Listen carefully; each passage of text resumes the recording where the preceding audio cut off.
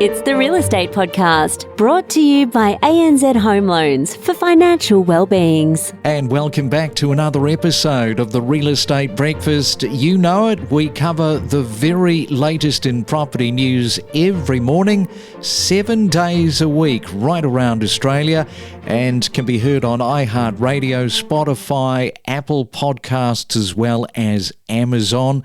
Hope your weekend is going well. We've got another day to go before we hit the dreaded Monday. Sunday, March the 24th. Hope it's going well, particularly around property across the weekend.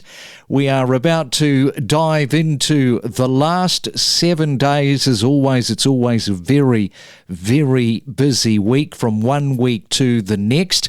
And on Monday, we caught up with Jay Giblett, didn't we, there in Endeavour Hills in Melbourne. Jay loves his Endeavour Hills, and he tells us all about the property market. Also spoke to Bronwyn Roberts there in Sydney about just how difficult it is to downsize in parts of Sydney. If you are one of those downsizers, either in Upper or Lower North Shore, you will know exactly how that goes. And Bronwyn wasn't ready to just settle in a 55-plus community. And then, of course, later on Tuesday afternoon, we had the RBA. They made that announcement that they would not be moving the cash rate. Fantastic news this week. We also caught up on the Sunshine Coast with Varsha Daswani.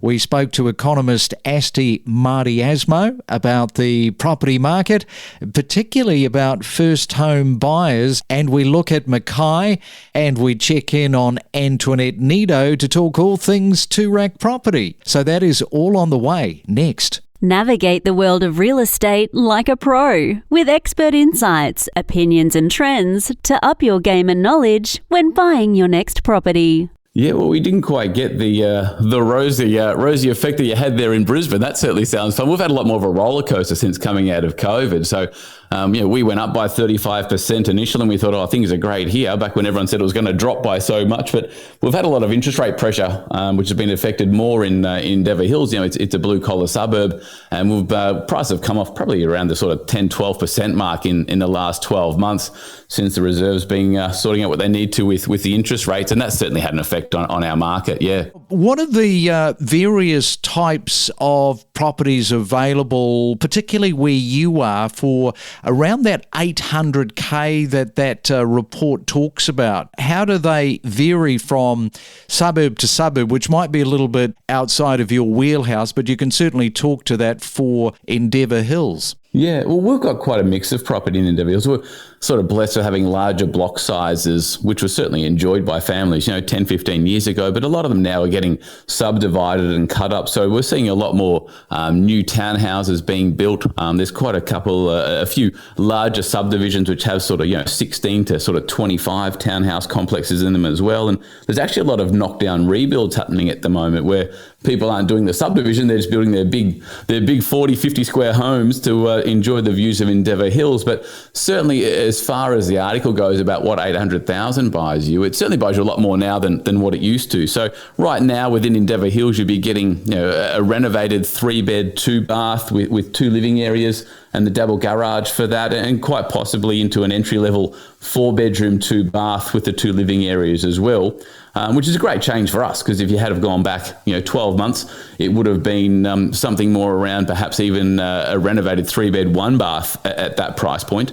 But as I said, with prices coming back a little bit, it opens itself up to now getting a lot more bang for your buck, as they say. And we are talking all things RBA and what has been announced, Anthony. Good afternoon. Yeah, good afternoon, Craig. Well, look, the RBA has actually increased the rates today by 25 basis points, taking the cash rate from 4.35% to 4.6%. There weren't many commentators that predicted this. The RBA's taken the bold move, I guess, some will say, to increase the cash rate to really try and knock this inflation on the head.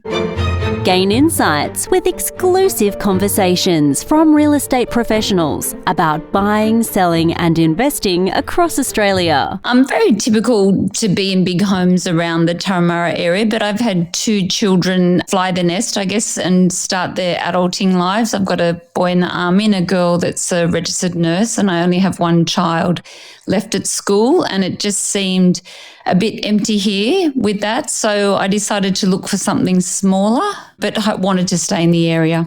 So you wanted to stay in the area, something a little bit smaller, but you didn't want to move into a unit. So tell us the thinking around that. Well, I'd had a look at a few places. I felt at this stage of my life I needed to look at all possibilities, and I'd been encouraged by friends to look at apartments, townhouses. Some of my friends had bought into off-the-plan style living.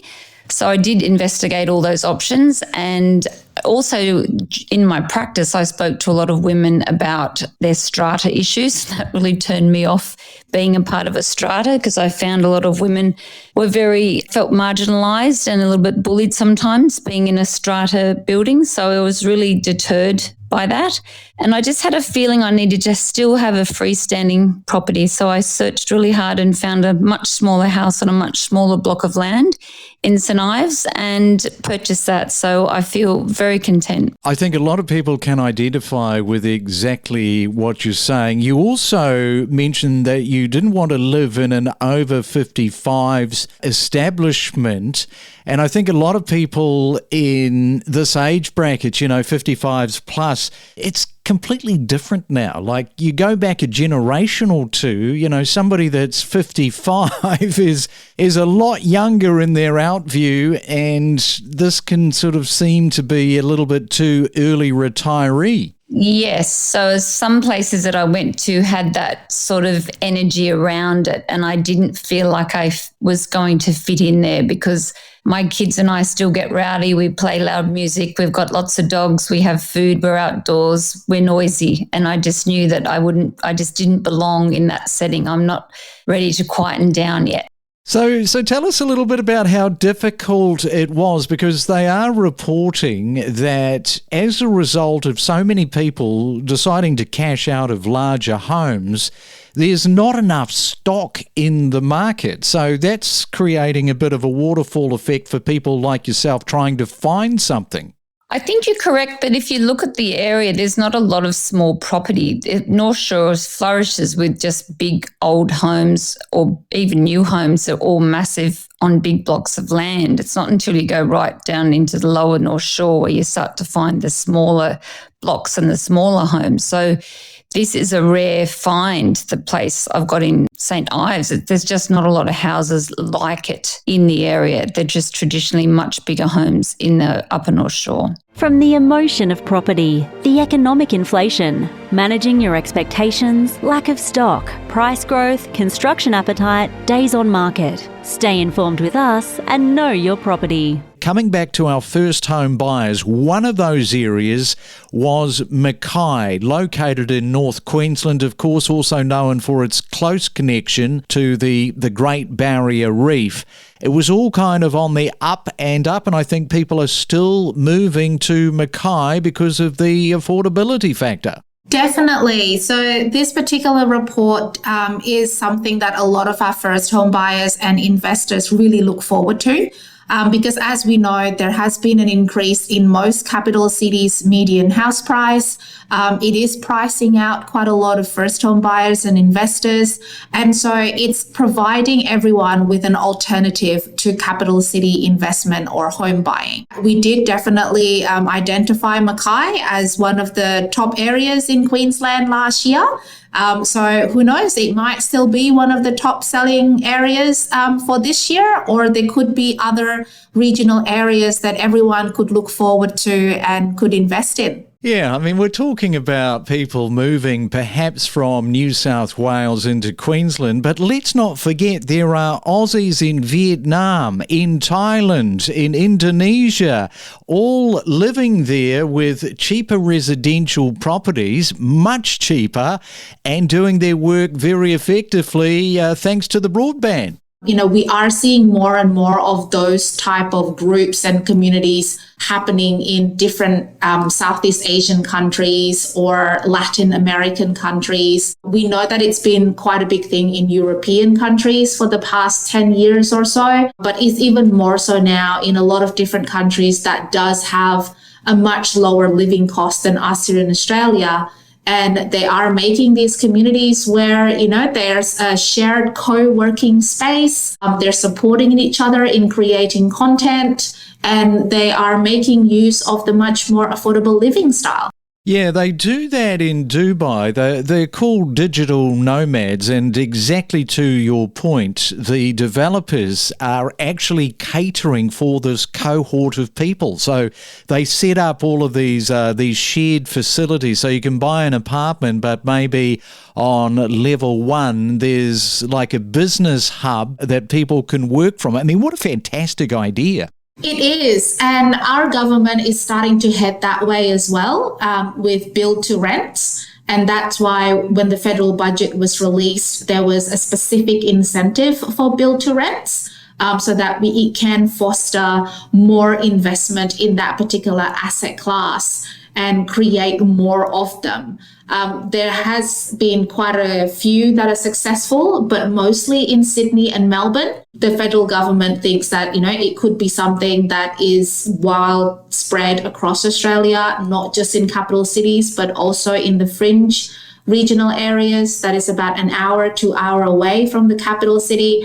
And, at the same time, it is built to rent. And, the thinking there is that it can solve some of the rental issues as well. Don't navigate the real estate market alone. Let us help guide you in the world of real estate every day. Make better informed decisions with the latest news and insights. All right, let's switch it up a little bit and find out what's been happening in the Brisbane CBD property market and how that is performing currently.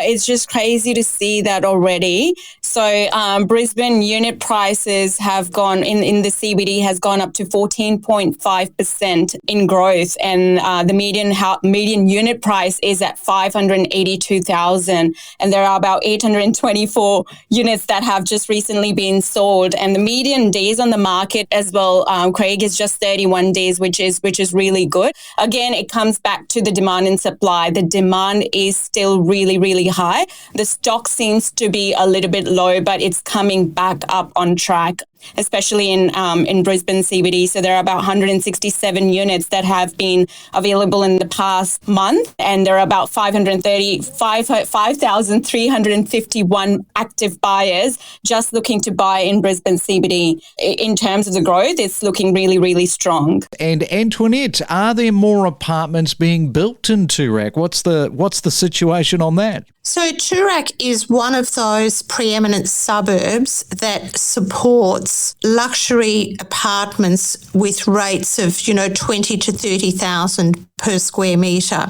In no other suburb are those rates attainable because you have downsizers selling their big mansions for good money, and they have got the cash and the wherewithal. They want to be around the village, and they will pay 20 to 30,000 a square metre for that very perfect luxury high-end residence that they can lock and leave. Okay, and as I said at the top, there's a lot of these buyers that wish to remain anonymous, which is fair enough. That doesn't stop the media from sort of reporting on some of them. So what about the people of Toorak in general? What do you say about that? Well, I think traditionally it's been older people because it's been such an expensive suburb. But the trends that I'm seeing on the ground is that certainly the data is showing that 10% of our very high-end sales to foreign buyers. So there is a real mix coming into Toorak. High numbers of Asian, in particular Chinese buyers. There are some very young, successful young rich listers, the tech billionaires making their money in IT or in floating a business in an IPO and wanting to spend 30, 40, $50 million on that trophy home. So there has been, I think it is a real reflection of what's happening in the global economy, with successful entrepreneurs wanting to come in and buy the trophy property, whereas traditionally it was your moneyed families who would own the homes in Albany Road and St George's Road. That is a very different profile of buyer coming through the market. Ready to step up your property knowledge? Access powerful insights with us. We connect you to the best real estate information across Australia. The Real Estate Podcast.